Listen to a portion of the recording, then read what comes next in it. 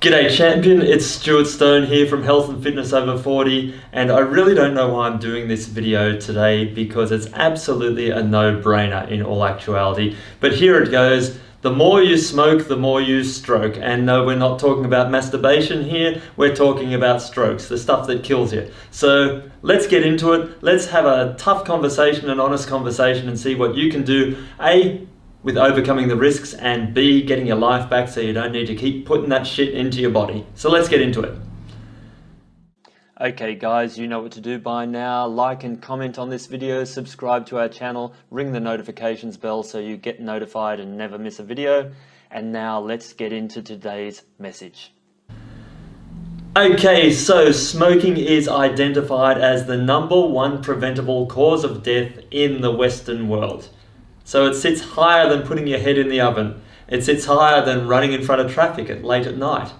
It is an absolute no-brainer, and I'm sorry, I've never been a smoker. Occasionally used to suck on a few cigars, but at the end of the day, I can't understand why normal, sane, adult people would actively want to do that to themselves unless you've got a death wish. So if you want to smoke and you want to kill yourself with smoking, save yourself, save the family, the challenge, the hassle, just jump into the ocean and just keep swimming till you can't swim anymore and then drown.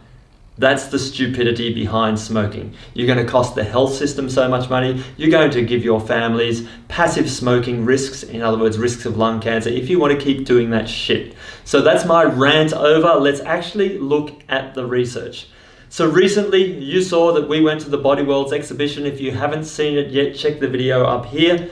But over my shoulder here right now, you're going to see what normal, healthy lungs look like, what smokers' lungs look like, and then as we close up on this part of the video here, that's what a tumor in your lung looks like. So you smokers there, that's lung cancer, okay? Now why am I being this harsh, being this direct? Because you owe it to yourselves, you owe it to your families not to be so damn stupid. But if you start to see what lung tumors look like from the inside, it's not a case of, out of sight, out of mind. That shit's going on in your body. You're playing Russian roulette with cigarettes every time you suck on it.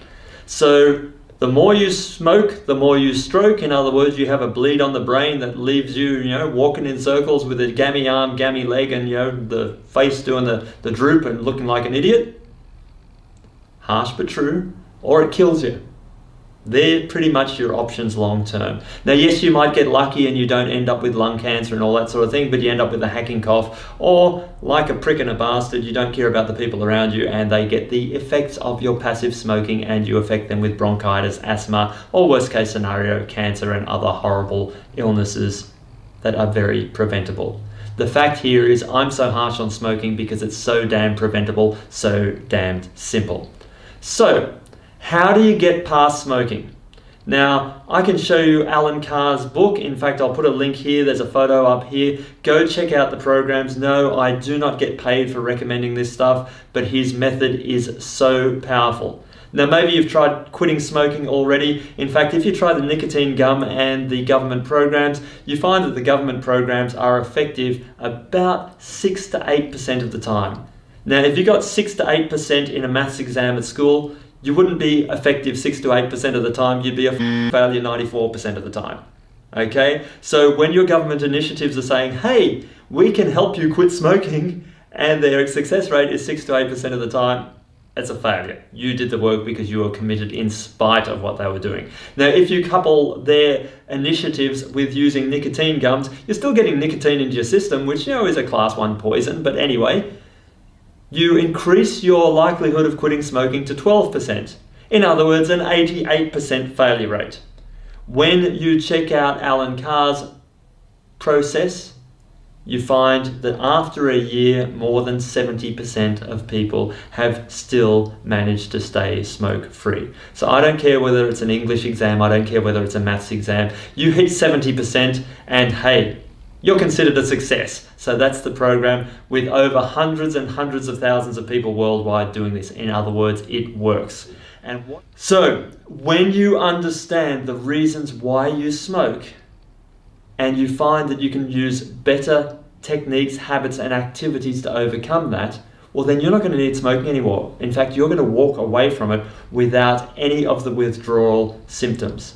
So if it's a case of feeling calm, really what smoking does to help you feel calm, it has nothing to do with the chemicals, it has nothing to do with the nicotine. In fact, if anything, nicotine spikes your blood pressure and your heart rate. So what did you actually do?